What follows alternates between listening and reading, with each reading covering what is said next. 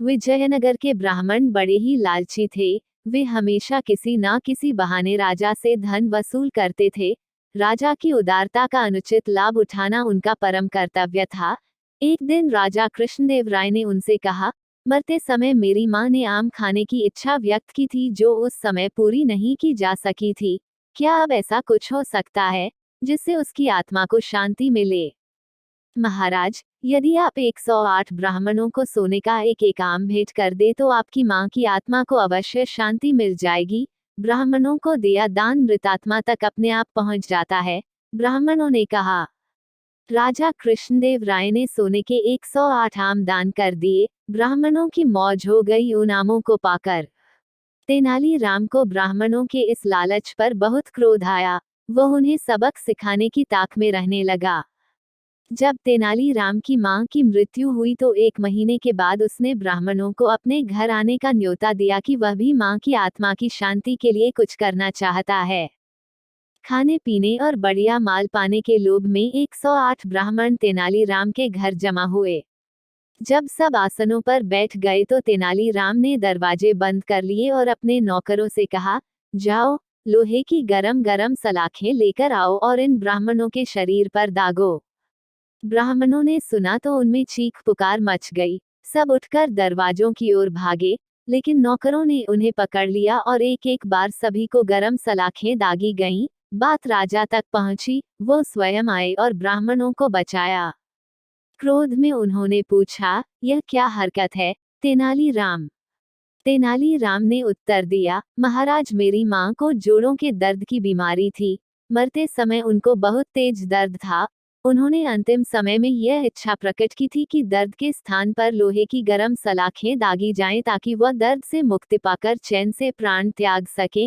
उस समय उनकी यह इच्छा पूरी नहीं की जा सकी, इसीलिए ब्राह्मणों को सलाखें दागनी पड़ी।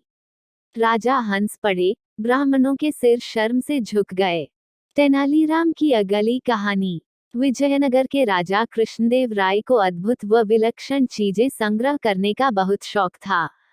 हर दरबारी उन्हें खुश रखने के लिए ऐसी ही दुर्लभ वस्तुओं की खोज में रहता था ताकि वह चीज महाराज को देकर उनका शुभचिंतक बन सके तथा रुपये भेंट सके। एक बार एक दरबारी ने एक अनोखी चाल चली। उसने एक मोर को रंगों के एक विशेषज्ञ से लाल रंगवा लिया और उस लाल मोर को लेकर वह सीधा राजा कृष्णदेव राय के दरबार में पहुंचा और राजा से बोला, महाराज, मैंने मध्य प्रदेश के घने जंगलों से आपके लिए एक अद्भुत व अनोखा मोर मंगाया है। राजा कृष्णदेव राय ने उस मोर को बड़े गौर से देखा। उन्हें बड़ा ताज्जुब हो रहा था। लाल मोर, वास्तव में आपने हमारे लिए अद्भुत चीज मंगाई है। हम इसे राष्ट्रीय उद्यान में बड़ी हिफाजत से रखवाएंगे। अच्छा, यह तो बताओ कि इस मोर को मंगाने में तुम्हें कितना रुपया खर्च करना पड़ा? दरबारी ने अपनी प्रशंसा सुनी तो वह प्रसन्न हो उठा। बड़े ही विनम्र भाव से वह राजा से बोला, महाराज, आपके लिए यह अनोखी वस्तु लाने के लिए मैंने अपने 2 सेवक पूरे देश की यात्रा पर भेज रखे थे। वे वर्षों तक किसी अद्भुत वस्तु की खोज में लगे रहे। तब कहीं जाकर मध्य प्रदेश के जंगलों में यह अनोखा लाल रंग का मोर मिला। मैंने अपने उन सेवकों पर करीब 25,000 रुपये खर्च किए हैं। उस दरबारी की बात सुनकर राजा कृष्णदेव राय ने तुरंत मंत्री को आज्ञा दी, मंत्री जी, इन सज्जन को 25,000 रुपये राजकोष से दे दिए जाएं। मंत्री को यह आज्ञा देकर राजा ने दोबारा उस दरबारी से कहा, यह तो आपको वह रुपया दिया जाता है जो आपने खर्च किया है। इसके अलावा 1 सप्ताह बाद आपको उचित पुरस्कार भी दिया जाएगा। दरबारी को भला और क्या चाहिए था। वह तेनालीराम की ओर कुटिल भाव से देखकर मुस्कुराने लगा। तेनालीराम उसके मुस्कुराने का मतलब समझ गया, लेकिन समय को देखते हुए उसने चुप रहना ही उचित समझा। तेनालीराम यह भी समझ गया कि लाल रंग का मोर किसी भी देश में नहीं होता, कहीं भी नहीं पाया जाता। उसे लगा, यह सब अवश्य ही इस दरबारी की कोई चाल है। बस फिर क्या था, तेनालीराम ने दूसरे ही दिन उस रंग विशेषज्ञ को खोज निकाला जिसने लाल मोर तैयार किया था। तेनालीराम 4 और मोर लेकर उस चित्रकार के पास पहुंचा। उसने उन्हें लाल रंग से रंगवा कर तैयार कराया और उसी दिन उन्हें दरबार में ले जाकर राजा से कहा, महाराज, हमारे मित्र दरबारी ने 25,000 से केवल एक लाल मोर ही मंगवाया था और मैं सिर्फ 50,000 में उससे भी अधिक सुंदर 4 लाल मोर ले आया हूँ। राजा ने देखा, सचमुच तेनालीराम के चारों मोर उस दरबारी वाले मोर से कहीं अधिक सुंदर और सुर्ख लाल रंग के थे। राजा को आज्ञा देनी पड़ी, तेनालीराम को राजकोष से 50,000 रुपये फौरन दे दिए जाएं। राजा कृष्णदेव राय की यह आज्ञा सुनते ही तेनालीराम ने एक आदमी की ओर इशारा करते हुए राजा से कहा, महाराज, पुरस्कार का सही अधिकारी यही कलाकार है, मैं नहीं हूँ। यह आदमी एक अनोखा चित्रकार है, यह किसी भी वस्तु का रंग बदलने की कला में निपुण है। इसी ने नीले मोरों का रंग लाल करने की कला दिखाई है। अब राजा को सारा गोरख धंधा समझते देर नहीं लगी। वो समझ गए कि पहले दिन दरबारी ने उन्हें मूर्ख बनाकर रुपये ठगे थे। राजा ने फौरन ही उस दरबारी पर 25,000 लौटाने के साथ ही 5,000 रुपये जुर्माने का आदेश दिया और चित्रकार को पुरस्कृत किया। दरबारी बेचारा क्या करता, वह अपना सा मुंह लेकर रह गया। राजा कृष्णदेव राय को खुश करने की सनक के चक्कर में 5,000 रुपये भी गंवाने पड़े। तेनालीराम की अगली कहानी। राजा कृष्णदेव राय होली का उत्सव बड़ी धूमधाम से मनाते थे। होली के दिन मनोविनोद के अनेक कार्यक्रम विजयनगर में होते थे। प्रत्येक कार्यक्रम के सफल कलाकार को पुरस्कार देने की व्यवस्था भी होती थी। सबसे बड़ा तथा सबसे मूल्यवान पुरस्कार महामूर्ख की उपाधि पाने वाले को दिया जाता था। तेनालीराम को हर साल सर्वश्रेष्ठ हास्य कलाकार का पुरस्कार तो मिलता ही था, अपनी चतुराई और बुद्धिमानी के बल पर प्रतिवर्ष महामूर्ख भी वही चुना जाता था। इस तरह तेनालीराम हर वर्ष 2-2 पुरस्कार अकेले हड़प लेता था। इसी कारण अन्य दरबारियों को प्रतिवर्ष ईर्ष्या की आग में झुलसना पड़ता था। इस साल अन्य दरबारियों ने फैसला कर लिया था कि इस बार होली के उत्सव पर तेनालीराम का पत्ता ही साफ कर दिया जाए। उसके लिए उन्होंने एक तरकीब भी खोज ली थी। तेनालीराम के प्रमुख सेवक को पढ़ा सिखाकर उसके द्वारा तेनालीराम को छककर भंग पिलवा दी गई। होली के दिन इसी कारण तेनाली भंग के नशे की तरंग में घर पर ही पड़ा रहा। दोपहर बाद जब तेनालीराम की नींद खुली तो वह घबरा गया और इसी घबराहट में भागता भागता दरबार में पहुंच गया। जब वह दरबार में पहुंचा, तब तक उत्सव में आधे से अधिक कार्यक्रम संपन्न हो चुके थे। राजा कृष्णदेव राय उसे देखते ही डपट कर बोले, अरे मूर्ख तेनालीराम जी, आज के दिन भी भंग छानकर सो गए। राजा ने तेनालीराम को मूर्ख कहा तो सारे दरबारी प्रसन्न हो उठे। उन्होंने भी राजा की हाँ में हाँ मिलाई और बोले, आपने बिल्कुल सत्य ही कहा महाराज, तेनालीराम मूर्ख ही नहीं बल्कि महामूर्ख है। जब तेनालीराम ने सब लोगों के मुंह से यह सुना तो मुस्कराता हुआ महाराज से बोला, धन्यवाद महाराज, आपने अपने श्रीमुख से मुझे महामूर्ख घोषित करके आज के दिन का सबसे बड़ा पुरस्कार तो मेरे लिए सुरक्षित कर ही दिया है। तेनालीराम के मुख से यह सुनते ही दरबारियों को अपनी भूल का पता चल गया, किंतु वे अब कर भी क्या सकते थे, क्योंकि वे स्वयं ही अपने मुख से तेनालीराम को महामूर्ख बता चुके थे। होली के अवसर पर महामूर्ख का पुरस्कार तेनालीराम हर साल की तरह फिर झपट ले गया। तेनालीराम की अगली कहानी। विजयनगर राज्य का अपने पड़ोसी राज्य से मनमुटाव चल रहा था। तेनालीराम के विरोधियों को तेनालीराम के खिलाफ राजा कृष्णदेव राय को भड़काने का यह बड़ा ही सुंदर अवसर जान पड़ा। एक दिन राजा कृष्णदेव राय अपने बगीचे में अकेले बैठे पड़ोसी राज्य की समस्या के बारे में ही सोच रहे थे कि तभी एक दरबारी उनके पास पहुंचा और बड़ी होशियारी से इधर उधर झांकता हुआ राजा के कान के पास मुंह ले जाकर बोला, महाराज, कुछ सुना आपने? नहीं तो क्या हुआ? राजा चौंके। महाराज, क्षमा करें, पहले जान बख्श देने का वचन दे तो कुछ कहूँ। जो भी कहना हो निस्संकोच कहो, डरने की कोई बात नहीं है, राजा ने दरबारी को अभय दान देते हुए कहा। महाराज, तेनालीराम पड़ोसी राजा से मिले हुए हैं, वे हमारे पड़ोसी राजा के साथ हमारे संबंध बिगाड़ना चाहते हैं। क्या बकते हो? राजा गरज कर बोले। मैं तो पहले ही समझ गया था महाराज, तेनालीराम ने आपके ऊपर ऐसा जादू किया हुआ है कि आप उसकी शिकायत सुन ही नहीं सकते, या यूं कहिए कि तेनालीराम की शिकायत आपके कानों को सहन नहीं होती। तेनालीराम राज्य का सच्चा वफादार है, वह कभी राजद्रोह नहीं कर सकता। तुम्हें कहीं से अवश्य ही गलत सूचना मिली है, राजा कृष्णदेव राय ने उस दरबारी से कहा। महाराज, आपको जितना विश्वास तेनालीराम की सच्चाई पर है, उससे कहीं अधिक विश्वास मुझे अपनी इस सूचना पर है। पूरी तरह जांच व परख करके ही मैंने आप तक यह सूचना पहुंचाई। जब उस दरबारी ने खूब जोर देकर अपनी बात कही तो राजा को सोचने पर मजबूर होना पड़ा।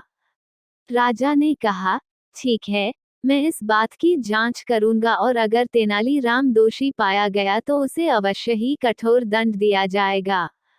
राजा की इस बात से प्रसन्न होकर दरबारी अपने घर चला गया। दूसरे दिन कृष्णदेव राय ने तेनालीराम को एकांत में बुलवाया और बोले, तेनालीराम, हमें सूचना मिली है कि तुम हमारे शत्रु राजा से मिलकर हमारे विजयनगर राज्य को दूसरे के अधीन कराना चाहते हो। तेनालीराम ने जब अपने ऊपर लगाया गया यह आरोप सुना तो वह सिर से पैर तक कांप गया। वह राजा को इस बात का क्या उत्तर दे, उसे एकाएक यह भी सुझाई नहीं पड़ रहा था। राजा ने जब तेनालीराम को चुप देखा तो वह क्रोध से भभक उठे और बोले, तो तुम्हारे चुप रहने का यही अर्थ लगाया जाए कि तुम अपना अपराध स्वीकार करते हो। यह सुनकर तेनालीराम की आंखों में आंसू आ गए। वह बोला, महाराज की बात काटने का साहस न तो मैंने अब तक किया है और न ही कभी भविष्य में कर सकूंगा। राजा तो क्रोध से भरे हुए थे। तेनालीराम के इस उत्तर से वे और भी भड़क उठे। बोले, तुमने जिस पड़ोसी राजा से सांठ गांठ की है अब उसी के राज्य में जाकर रहो, मेरा राज्य कल ही छोड़ दो। इतने बड़े अपराध की इतना मामूली सजा। तेनालीराम ने राजा से कहा, तुम्हारी अब तक की सेवा को देखते हुए, मेरे तुम्हारे मित्रतापूर्ण संबंधों को देखते हुए तथा तुम्हारे पद की गरिमा को देखते हुए मैं तुम्हें इतना ही दंड देना उचित समझता हूँ। यदि कहीं अपराध किसी और ने किया होता तो मैं उसकी बोटी बोटी नुचवा लेता। राजा ने क्रोध में बिफरते हुए कहा। तेनालीराम ने राजा का फैसला सुना और अपनी सफाई में एक भी शब्द नहीं कहा। बेचारा चुपचाप सिर झुकाकर राजा के सामने से चला गया। दूसरे दिन जब तेनालीराम के विरोधियों ने यह सुना कि तेनालीराम राज्य छोड़कर चला गया है तो उनकी खुशी की सीमा न रही।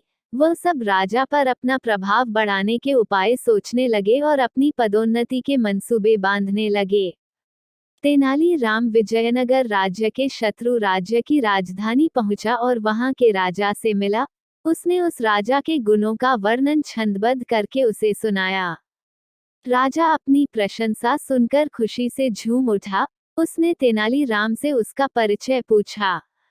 तेनालीराम ने अपना परिचय देते हुए कहा, मैं विजयनगर के राजा कृष्णदेव राय का निजी सचिव तेनालीराम हूँ।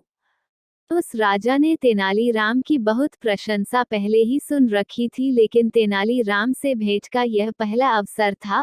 उस राजा ने तेनालीराम का भरपूर स्वागत किया।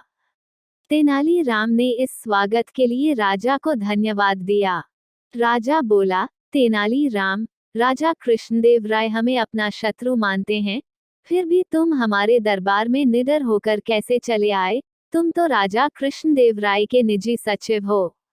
यहाँ शत्रु के राज्य में तुम्हारा कोई भी अनिष्ट हो सकता है।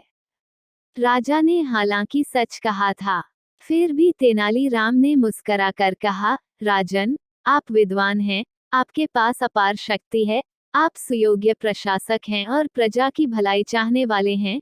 बिल्कुल ऐसे ही गुण हमारे महाराज में भी हैं। वे आपको अपना शत्रु नहीं, मित्र मानते हैं। आपकी इसी भ्रांति के निवारण के लिए महाराज ने मुझे आपके पास भेजा है। हैं, महाराज हमारे दुश्मन नहीं, दोस्त हैं।